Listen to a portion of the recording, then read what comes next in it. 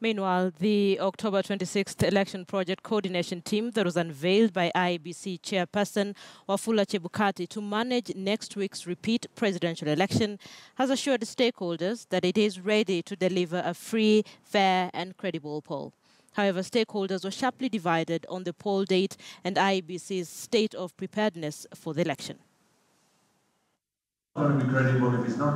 From politicians, religious leaders, business community to students, the IEBC project coordination team that will oversee next week's repeat presidential poll met stakeholders for a briefing on the IEBC's preparedness for the election. The remaining 9 days are inadequate to accomplish a free and fair democratic process. The IEBC last week outlined 10 things it will do differently in next week's poll. Among them, standardized training of polling officials, access to KM kits by returning officers at the constituency level, provision of satellite phones in constituencies and polling stations without good network coverage, and unrestricted access to the media during the tallying and transmission of results. Were they prepared or not? Are they prepared or not? Are there legalities that are stopping them? I think that we wanted that clarification, and we got quite a few of those clarifications. The Kenya Taxpayers Association wants the election to be held at a later date to facilitate better preparedness.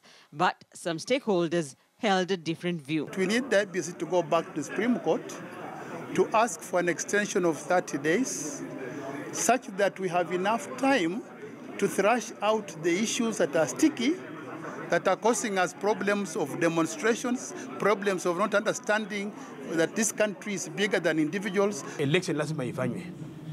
Ifanywe, wa Kenya wasahau, wajiandae basi. Mwenye ana nguvu tofauti na vile amekuwa nayo, tujiandae kwa hiyo miaka zingine. But it's not good to ignore the things as they are. That one group is saying no election, the other one is saying we are going for elections. So that kind of tug of war is not very healthy for the nation. The opposition coalition NASA, whose supporters have been engaging in street protests to push the IEBC to effect changes, insists there will be no election on Thursday next week.